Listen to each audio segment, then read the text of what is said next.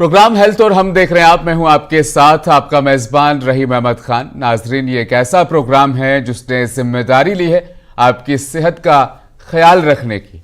इसलिए हम मुख्तलिफ बीमारियों को इस शो में एक्सपर्ट डॉक्टर्स के साथ डिस्कस करते हैं ताकि आप उस बीमारी के बारे में ज्यादा से ज्यादा जान सके, समझ सके।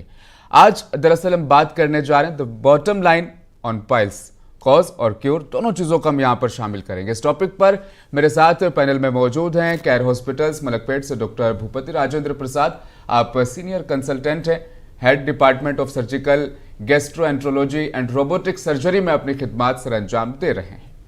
पाइल्स जैसी पेचीदा बीमारी को लेकर सिर्फ अवेयरनेस ही नहीं, कॉजेज, प्रिकॉशन, कैसे इसे डायग्नोज किया जाता है, ट्रीटमेंट से लेकर क्योर होने तक तमाम पहलुओं पर आज हम इस हेल्थ और हम वाले प्रोग्राम में तफसील से बात करने जा रहे हैं। और केयर हॉस्पिटल्स के भी शुक्रगुजार हैं कि आपने हमारे साथ ताउन किया। एक्सपर्ट डॉक्टर के साथ हम आप तक बेहतर मालूमात और जानकारी भी पहुंचा पाएंगे, क्योंकि नवंबर का जो ये महीना है पाइल्स अवेयरनेस मंथ भी कहलाता है।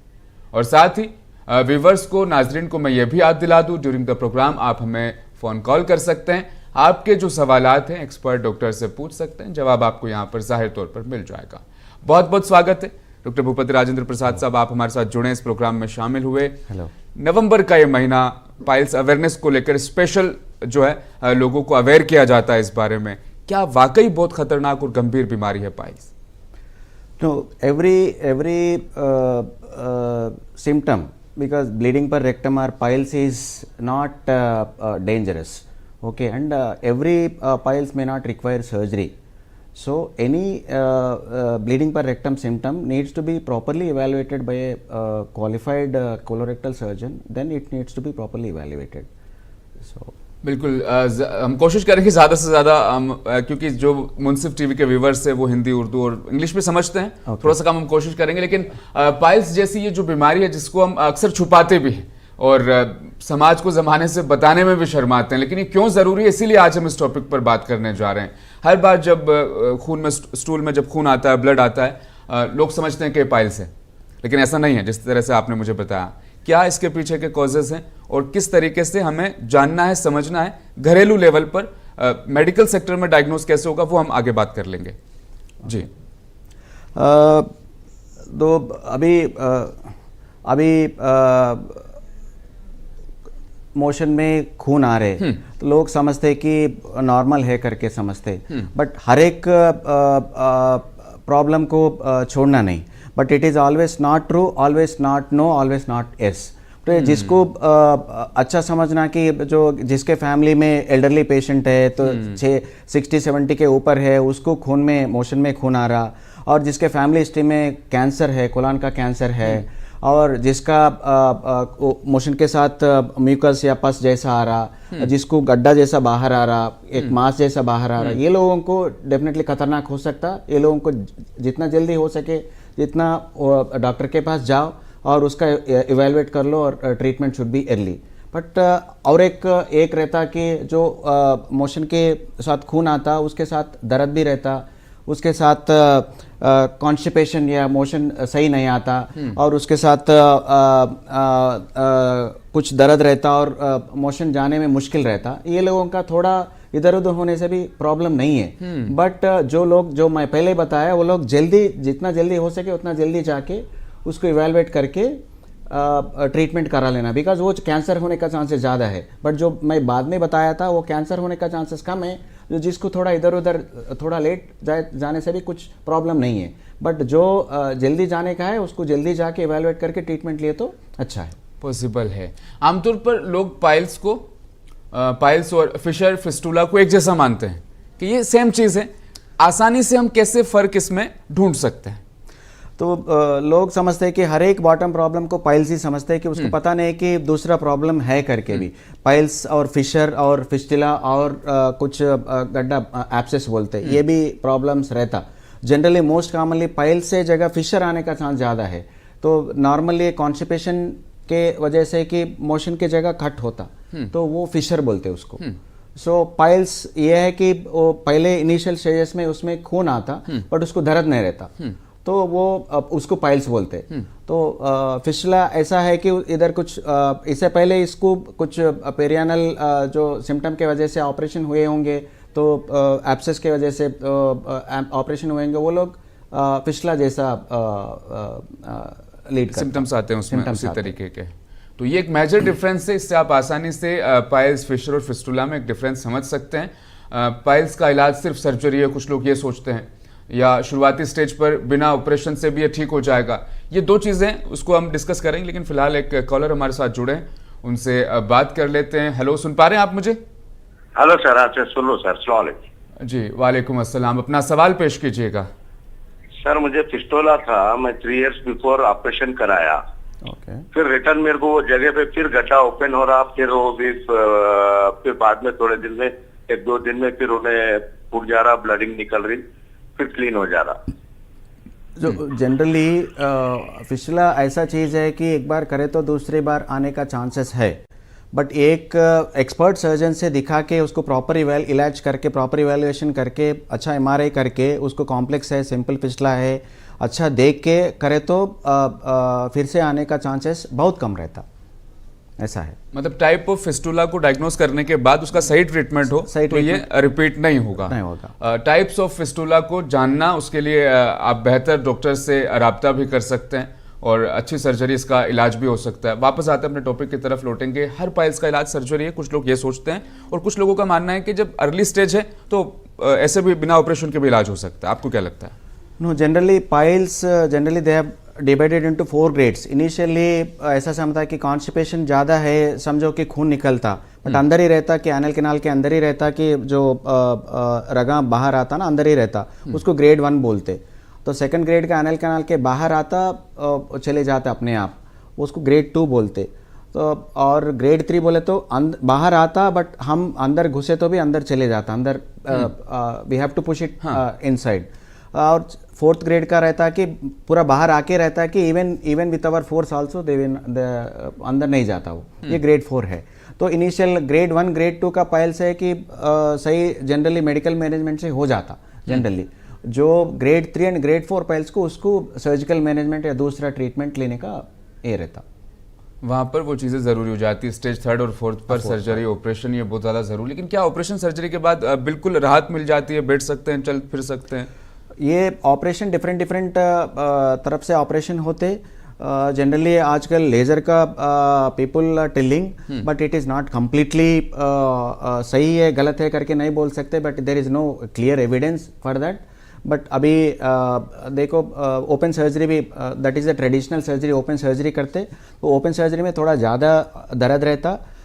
तो और एक ट्रीटमेंट है, स्टैपलर का ट्रीटमेंट है, वो स्टैपलर सर्जरी करते हैं, वो स्टैपलर में थोड़ा दर्द कम रहता कि the very next day he can go and he can do his own work. अब हम ट्रीटमेंट पर आई गए, तो पहले थोड़ा सा पीछे चल के इसका डायग्नोस समझ लेते हैं। मेडिकल टर्म में हॉस्पिटल्स में कैसे डायग्नोस किया जाता है, कौन से स्टेज का ये पाइल्स है, और उसके बाद जो है इलाज उसका किया जाता है, किस तरीके से होता है? नो, पहले पेशेंट आते हो, पेशेंट का हिस्ट्री ले लेते हैं कि उसका प्रॉब्लम क्या है, कॉन्स्टिपेशन है, मोशन में खून जैसा कुछ आ रहा, कुछ मांस जैसा बाहर आ रहा, वो पूछते, नहीं तो मोशन जाने के बाद जलन जैसा हो रहा पूछते। तो उसके बाद एग्जामिन करते हम लोग, एग्जामिन करने के बाद डिसाइड करता है कि ये पाइल्स है, फिशर है, फिस्टुला है, वो डिसाइड करते। अगर पाइल्स है, समझो कि उसका ग्रेड एसेस करते, ग्रेड 1 है, ग्रेड 2 है, उसके हिसाब से ट्रीटमेंट देते हैं। अगर ग्रेड 3 ग्रेड 4 है तो सीधा इवेलुएट करके सर्जरी के लिए बोल देते। अगर उसका अगर एग्जामिनेशन में फिशर है समझो, उसका ट्रीटमेंट दे देते। और ट्रीटमेंट के जो आपने टाइप्स बताए थे, एक बार फिर से मैं चाहता हूँ कि लोगों को समझाया जाए। एक grade 1 and grade 2 normal medical management में हो जाता, कभी कभी लेजर ट्रीटमेंट भी दे सकते। ग्रेड 3 एंड ग्रेड 4 सर्जरी, इधर ओपन सर्जरी में थोड़ा ज़्यादा पेन होने का चांसेस है, तो स्टैपलर सर्जरी में थोड़ा पेन कम रहता। 100% क्योर होता है? अब अगर अगर ऑपरेशन करने वाला ठीक है, सही कर रहे, if he is doing correct way में सर्जरी कर रहे, देन बाद में उसको कॉन्स्टिपेशन का प्रॉब्लम नहीं आए, तो डेफिनेटली इट इज़ क्यूरेबल। ये डॉक्टर पे बहुत ज़्यादा डिपेंड, ऐसा मतलब ऐसी बीमारी है, अगर सही सर्जरी होगी, सही ट्रीट मतलब किया जाएगा, तो कम्प्लीटली इससे क्योर आप हो सकते हैं आसानी से, इसमें कोई भी शक व शुबा वाली बात नहीं है। जिस तरीके से इस प्रोग्राम में हम आगे बढ़ रहे हैं, ट्रीटमेंट और डायग्नोस को हमने यहाँ पर डिस्कस किया। जब किसी को खून आता है या एनल एरिया में दर्द होता है तो सबसे पहले कौन सी जांच करवानी चाहिए? जो लोग आते हैं उनको आप क्या प्रेफर करना चाहेंगे? पहले मैं ऑलरेडी बोल चुका हूँ कि यंग पेशेंट आया, उसका प्रॉब्लम है, पहले एग्जामिन करते, अगर कुछ उसको जो प्रॉब्लम बोला कि पाइल्स या फिशर या कुछ निकला, उसके हिसाब से इवैल्यूएट करते हैं। अगर एल्डरली पेशेंट आया, उम्र ज़्यादा है, उसके फैमिली हिस्ट्री में कुछ प्रॉब्लम है, आगे उसका इवैल्यूएशन के लिए बोलते हैं, उसको कोलोनोस्कोपी का ज़रूरत पड़ता। ये जेनेटिक कैसे है, किस तरीके से ये जेनेटिक है? कैंसर जो कोलोरेक्टल कैंसर बोलते हैं ना, कि कोलन बड़ी अंतरी में और जो रेक्टम के कैंसर होता है ना, वो फैमिली में रन होने का चांसेस ज़्यादा है। उसके वजह से उसको अगर किसी का फैमिली मेंबर्स में प्रॉब्लम है तो जल्दी इलाज करने का ये है। और एक बड़ी अहम चीज़ ये है कि इसके जो सिम्टम्स है कब बहुत ज़्यादा सीरियस माने जाते हैं, जब family history of colon cancer हो या आईबीडी हो। यस। इसी मौके पर सबसे ज़्यादा सीरियस कब होता है, आईबीडी में या कोलन कैंसर? कोलन कैंसर थोड़ा सीरियस है। आईबीडी दो it is benign disease but requires a long term treatment. तो आईबीडी तो खून ज़्यादा जाने का चांसेस है, तो लॉन्ग टर्म में वो भी कैंसर बनने का चांसेस है, उसका भी इलाज जल्दी करके ट्रीटमेंट लिए तो अच्छा है। अच्छा, ये टर्म जब हम जानते हैं तो सिंपल बॉयल आता है इसमें और पेरियन एबेकस इस तरह के टर्म में बात की जाती है। आमतौर पर लोगों को, पेशेंट को समझ नहीं आते हैं, इनको थोड़ा सा आप डिस्क्राइब कीजिए। वो कभी कभी क्या है कि बॉयल करके समझते हैं कि गड्ढा को भी नेग्लेक्ट कर लेते लोग। तो we have to differentiate between the boil and जो एब्सेस बनता ना कि पेरियानल एब्सेस, जो उसको डिफरेंशिएट करना। अगर इफ इट इज़ एब्सेस, जितना जल्दी हो सके उतना जल्दी उसको ऑपरेशन करे तो आगे वो फिस्टुला बनने का चांसेस कम रहता। अगर एब्सेस को नेग्लेक्ट करे तो क्या है, वो फिस्टुला बनने का चांसेस है। इसलिए जो if you are not able to differentiate, अभी वो बॉयल है कि तो डॉक्टर के पास जाके दिखाए तो वो डिफरेंशिएट करके उसका अच्छा आगे ट्रीटमेंट देने का चांसेस है। और ये दोनों सिचुएशन में ट्रीटमेंट जल्दी से जल्दी करवाए पेशेंट, ये कितना ज़रूरी है? और अगर आप डिले करते हैं, लेट करते हैं, तो और कौन कौन सी प्रॉब्लम्स जो है वो दरअसल जो पेशेंट है उनको फेस करनी पड़ जाएगी, इस बारे में मैं आपसे जानना चाह रहा हूँ।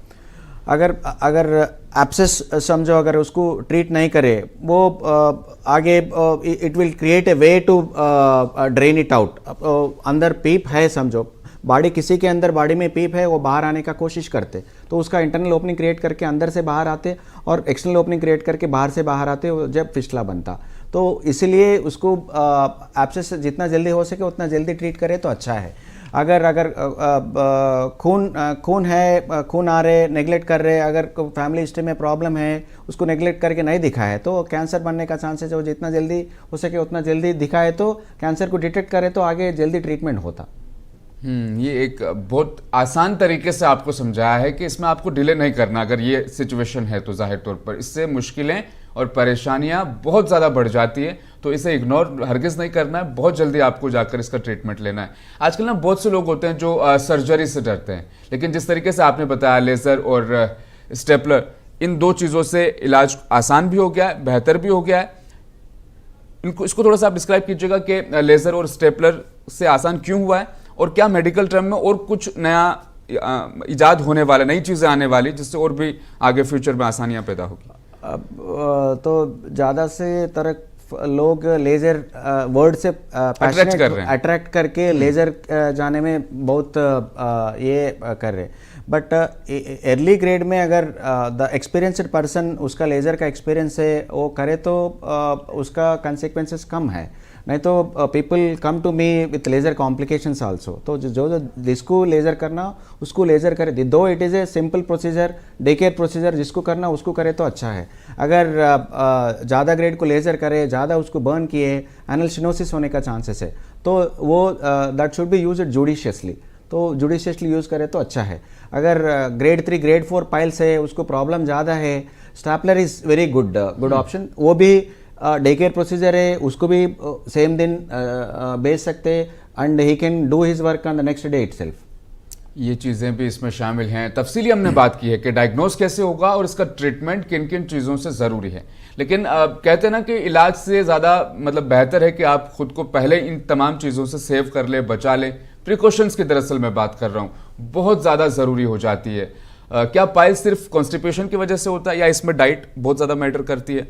लाइफस्टाइल जो आजकल बहुत तेजी से बदला है, और जैसे जैसे लाइफस्टाइल बदला पाइल्स के केसेस भी सामने आए हैं। लाइफस्टाइल पर और डाइट पर हो जाए। आजकल का लाइफस्टाइल बहुत चेंज हो गया। Majority of the times outside food का ज़्यादा ये हो गए, नॉन वेजिटेरियन फूड ज़्यादा हो गए, प्रोटीन फूड ज़्यादा हो गए। तो प्रोटीन ज़्यादा खाने से क्या होता है, कॉन्स्टिपेशन होने का चांसेस ज़्यादा है। उसके वजह से कि प्रेशर ज़्यादा लेते हैं मोशन जाने के वक्त, तो प्रेशर जाने ज़्यादा लेने की वजह से पाइल्स आने का चांसेस ज़्यादा है। तो definitely lifestyle modification is definitely important role करता है कि इवन नहीं आने के लिए रोल करता, और आने के बाद अगर ट्रीटमेंट ले ले तो उसमें भी रोल करता। नहीं आने के लिए तो ज़्यादा पानी पीना, फाइबर डाइट खाना, प्रोटीन का डाइट कम खाना, और नॉन वेजिटेरियन डाइट खाना, मसाला चीज़ कम खाना, और फाइबर डाइट ज़्यादा खाना, ये खा लिए तो दिस ए प्रिवेंटिव मेजर। अगर नहीं आने का चांसेस है, और अगर कुछ किसी का सर्जरी हुआ, ये भी ये इंस्ट्रक्शंस फॉलो करे तो वो आगे उसको रिपीट करने का चांसेस भी कम रहता। इसको हम बहुत डिस्क्राइब करके हम इस पर बातचीत करेंगे, क्योंकि बहुत ज़्यादा केसेस जो पाइल्स के आ रहे हैं वो ऑफिस में दिन भर आप बैठे रहते हैं, सिटिंग रहते हैं, और जो आपका खाना पीना है इस रूटीन को हम समझेंगे। लेकिन फिलहाल एक कॉलर हमारे साथ जुड़े हैं, उनसे करेंगे बात, उसके बाद प्रोग्राम में बढ़ेंगे आगे। हेलो, सुन पा रहे हैं आप मुझे? जी सुन पा रहा हूँ। अस्सलाम वालेकुम। वालेकुम सलाम। कौन कहाँ से बात कर रहे हैं और अपना सवाल भी पेश कीजिए। मैं इटावा उत्तर प्रदेश से सैयद जाहिद बोल रहा हूँ। सवाल आपका बोलिए। जी सवाल ये है डॉक्टर साहब से, पता नहीं अभी मैंने देर से खोला, मौजूद से हट किया थोड़ा, कि हमारे रिश्तेदार को 25 साल का लड़का है, उसको एक आवारा कुत्ते ने पीछे से लगता है पंजा लगा दिया था, काट दिया है या पंजा लगाया, नाखून जख्म भी हुआ उससे। तो उनके 4 डोजेस पूरे हो गए हैं, 5वां अभी 15 दिन बाद बताया है, दवा भी खा रहे हैं। तो क्या इसके अलावा भी कुछ एक्स्ट्रा उनकी प्रिकॉशन या जांच तो नहीं है डॉक्टर प्रसाद साहब से मैं चाहूंगा जानकारी, अगर सवाल समझ गए। पाइल्स से रिलेटेड सवाल नहीं है, लेकिन रेबिस से रिलेटेड। ठीक है, तो उसका नहीं ठीक है, तो उसका रेबिस का वैक्सीनेशन कुछ दिलाए तो ठीक है। तो उसको अगर मोशन का जगह कुछ प्रॉब्लम है, मोशन जाने का मुश्किल कुछ हो रहा, क्या कुछ और कुछ प्रॉब्लम है उसको? हाँ, वो भी सवाल कर सकता हूँ डॉक्टर साहब को कि पाइल्स की भी प्रॉब्लम थी, कभी ब्लड आ जाता था, तो कुछ टैबलेट्स वगैरह उन्होंने हिमालय का भी दिया, पाइल्स से फायदा नहीं हुआ, अंडेक्सा लिया, उससे फायदा हुआ। ओके। तो ऐसा अभी तो ठीक है, लेकिन फ्यूचर में ना हो, तो मैं चाहता हूँ डॉक्टर प्रसाद जी इस पे जानकारी दें, और जो आप वजाहत कर रहे हैं। अभी वो उसका डॉग बाइट और जो रैबिस का वैक्सीनेशन लिया, उसका ट्रीटमेंट हो गया। अगर कुछ पाइल्स है तो किसी सर्जन से दिखाए तो पाइल्स है या नहीं है वो देखते पहले, उसके बाद उसका इलाज होने का चांसेस है। अगर पाइल्स है तो पाइल्स का ट्रीटमेंट ले सकते हैं, और उसका कौन सा ग्रेड में है पाइल्स है, और आपका कुछ आप समझ रहे हैं कि पाइल्स है करके, बट पता नहीं वो पाइल्स हो सकता, फिशर भी हो सकता है। एक बार दिखाए तो वो पाइल्स है क्या है वो समझ में आता, उसके बाद उसका ट्रीटमेंट लेने का चांस रहता। और इन दोनों चीज़ों का कोई आपस में कनेक्शन, ये भी वो जानना चाह रहे थे। ये आपस में कनेक्शन बोले तो जनरली दो चीज़ कॉन्स्टिपेशन एसोसिएटेड रहता। जनरली जो जिसमें पेन ज़्यादा रहता वो फिशर हो सकता, पेन कम रहता वो पाइल्स होने का चांस है। बढ़ेंगे प्रोग्राम की तरफ आगे। जो जिस लाइफस्टाइल की दरअसल हम बात कर रहे थे, वो वापस मैं घूम फिर के वही आ रहा हूँ, क्योंकि डाइट जो हम ले रहे हैं वो बहुत ज़्यादा मसालेदार है, चटपटा है, और दिन भर हम काम जो करते हैं वो बैठे रहते हैं, वो डाइजेस्ट उस तरीके से नहीं हो पाता, उसकी वजह से शायद पाइल्स हो रहे हैं। ऐसे लोगों को आप क्या सजेस्ट करना चाहेंगे? दो बैठ के काम करें, डेफिनेटली रेगुलर एक्सरसाइज करना है, मोबिलिटी ज़्यादा देना है, पानी ज़्यादा पीना है, अपना खाने में आजकल के खाने में तो बिरयानी या मसाला ये खा रहे वो कम खाना है, ग्रीन लीफी वेजिटेबल्स खाने में थोड़ा अच्छा ये हो सकता, और फाइबर डाइट अगर कुछ खाने में फाइबर ले सकते तो फाइबर आर्टिफिशियल फाइबर्स भी मिलता बाहर, वो भी लेके खा सकते। अच्छा, एक बड़ा अच्छा सा सवाल है जो हमें ईमेल के जरिए से कल मिला था, वो दरअसल मैं यहाँ पर शामिल करना चाहूँगा। एक व्यूवर है हमारे, वो दरअसल ये जानना चाहते हैं कि उनको किसी ने कहा कि टॉयलेट पर मोबाइल ज़्यादा इस्तेमाल करने से पाइल्स हो जाता है। मोबाइल ज़्यादा इस्तेमाल करने टॉयलेट सीट पर बैठने के बाद? वैसा नहीं, ये इनडायरेक्ट वे है कि वो बैठ के ही spend lot of time there, तो वो क्या होता कॉन्स्टिपेशन की वजह से कि मोबाइल लेके जाते टॉयलेट के पास बैठते कि वो ज़्यादा प्रेशर करते, बिकॉज वो अच्छा लाइफस्टाइल नहीं है, को ज़्यादा प्रेशर करते तो उसको मोशन नहीं आने की वजह से कि टॉयलेट में ज़्यादा देर बैठ रहे करके वो मोबाइल लेके उधर जाते, but reason is not, reason is reverse. और भी बहुत सारे मिथ्स पाइल्स के बारे में हैं, उन पर भी मैं आपसे बात करना चाहूँगा। लोग कहते हैं कि इसका इलाज ना सर्जरी के अलावा जो है आयुर्वेदिक दवाइयों से हो जाता है, जड़ी बूटियों से हो जाता है, उस पर आप क्या सोचते हैं? जनरली देखो, आयुर्वेदिक ट्रीटमेंट जो अपना जिसका अपना ये है वो यूज़ कर सकते हैं, but proper diagnosis is very important.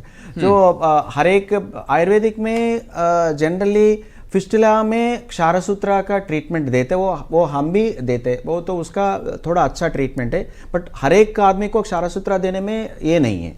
तो इसलिए कि जो जिसको पाइल्स है पाइल्स का ट्रीटमेंट देना, जिसको फिशर है फिशर का ट्रीटमेंट देना, जिसको फिस्टुला है फिस्टुला का ट्रीटमेंट देना, वो क्षारसूत्रा आयुर्वेदिक ट्रीटमेंट यूज़ करते हैं। एक और बड़ी चीज़ यहाँ पे ये है, अवेयरनेस वाला ये प्रोग्राम है, हम अवेयरनेस को लेकर भी जाहिर तौर पर बात कर रहे हैं। पाइल्स को अक्सर लोग छुपाते हैं और डरते हैं, हालांकि हेल्थ सबसे ज़्यादा ज़रूरी है, बाकी जो बाद में जो चीज़ें वो सेकेंडरी है, हेल्थ प्राइमरी है, लेकिन फिर भी लोग ये गलती करते हैं। ऐसे पेशेंट्स को, ऐसे लोगों को आप क्या एडवाइस करना चाहेंगे?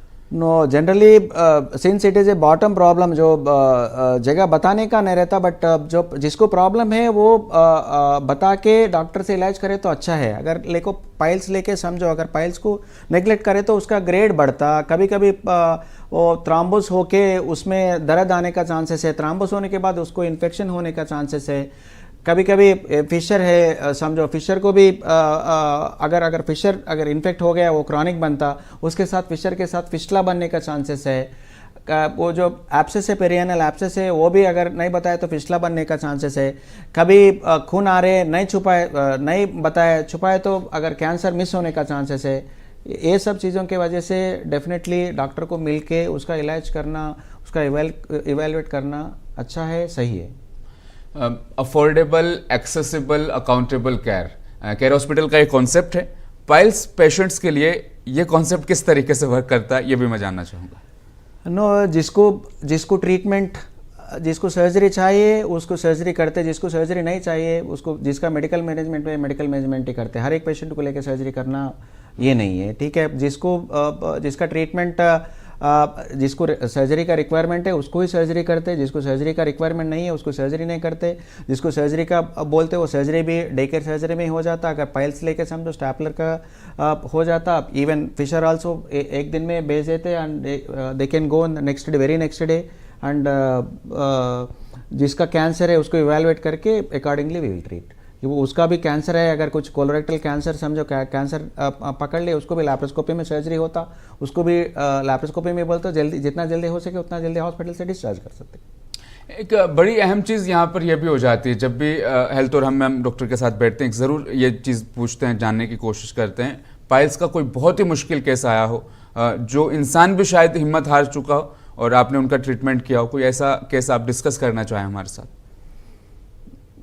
पीपल जनरली मेरे पास जो आते हैं को उससे इससे पहले किधर ट्रीटमेंट करके, किसी का ट्रीटमेंट करके मिसडायग्नोस होके ट्रीटमेंट करके आते हैं मेरे पास। इससे पहले कपल ऑफ केसेस आप काम तो उसको लेज़र करके एनल कैनाल सिनोसिस हो गया, उसको प्रॉब्लम हो गया, तो जो जुडिशियसली यूज़ नहीं करे तो उसको प्रॉब्लम हो गया, उसको सही करके भेज दे। ऐसा केसेस है, इस तरह के केसेस आते हैं और वो रिकवर होकर के भी जाते हैं। तो घरेलू नुस्खे, देसी इलाज, इन तमाम चीज़ों पर विश्वास एक हद तक किया जा सकता है। ये तमाम चीज़ें जो है आपकी सेहत के लिए जानलेवा भी साबित हो सकती है। और क्या पाइल्स जानलेवा बीमारी है, ये भी जाहिर तौर पर मुझे पूछना है आपसे, क्या इसमें लाइफ में डेथ होने का भी एक चांस है? क्योंकि ये मिथ में भी मेरे शामिल था सवाल, इसीलिए जानना चाहता हूँ। नहीं, दो मैं पहले बताया था कि जो हर एक ब्लीडिंग पर रेक्टम, तो जो मोशन में खून आ रहा, हर एक खून जो डेथ तक लेके नहीं जाते, कि जो जिसको आगे कैंसर होने का चांसेस है, जिसको नेग्लेक्ट करके प्रॉब्लम करते, जिसको प्रॉब्लम को नेग्लेक्ट करके उसको इन्फेक्शन ज़्यादा हो गया, सेप्सिस में चले गए, तब जान का खतरा होने का चांसेस है। बट जब तक उतना प्रॉब्लम, जान का खतरा होने का प्रॉब्लम उतना ज़्यादा नहीं है। एक और चीज़ दर्शकों को, व्यूवर्स को भी जाहिर तौर पर मैं बताना चाहूँगा, पाइल्स अवेयरनेस को लेकर हमने जो तफसीली बातचीत की है, जिन तमाम पहलुओं पर, टॉपिक्स पर हमने आपके साथ चीज़ें शेयर की है, जाहिर तौर पर उन तमाम चीज़ों से आपको फ़ायदा मिला होगा। पाइल्स पेशेंट को होता है और उनके परिवार में, उनकी फैमिली में भी कुछ लोगों की रिस्पॉन्सिबिलिटीज़ बढ़ जाती है। उनकी रिस्पॉन्सिबिलिटीज़ पर मैं बात करना चाहूँगा आपसे।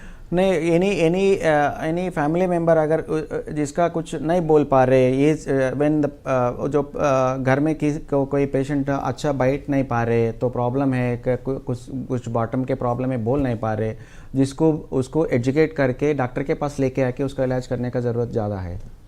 एक लास्ट सवाल, प्रिवेंशन प्रिकॉशन को लेकर हमने तफसीली बातचीत की है, लेकिन फिर भी अपनी डाइट में मतलब डाइट को कैसे मैनेज किया जाए, एक्सरसाइज इसमें कितनी ज़्यादा ज़रूरी हो जाती है, वॉक करना कितना ज़रूरी होता है, और क्या एडवाइस आप आखिर में देना चाहेंगे? Definitely regular walking and regular exercise definitely has a role, because weight maintain करता, और पानी अच्छे से एटलीस्ट 3 लीटर पानी पीना, और फाइबर डाइट खाना, लीफी वेजिटेबल्स खाना, फ्रूट्स खाना, और प्रोटीन चीज़ थोड़ा कम खाना, ये definitely that will prevent A piles. बहुत बहुत शुक्रिया इस प्रोग्राम में मेरे साथ जुड़ने के लिए, और हमारे दर्शकों को, व्यूवर्स को ये बहुत अच्छी और ज़रूरी मालूमात देने के लिए। पाइल्स को हम अक्सर समाज से, इस ज़माने से छुपाने की कोशिश करते हैं, लेकिन ये छुपाना हरगिज़ नहीं है, क्योंकि पाइल्स दूसरी और बीमारियों को भी जन्म दे देता है, जिसमें से कैंसर भी एक बड़ी बीमारी अपने आप में हो जाती है। इस प्रोग्राम में हमने कॉजेज, प्रिकॉशन, कैसे डायग्नोस होता है, ट्रीटमेंट कैसे होता है, आपको पाइल्स के साथ कैसे डील करना है, तमाम चीज़ों को हमने डिस्कस किया है। उम्मीद है जाहिर तौर पर आपको फ़ायदा इससे हासिल हुआ होगा।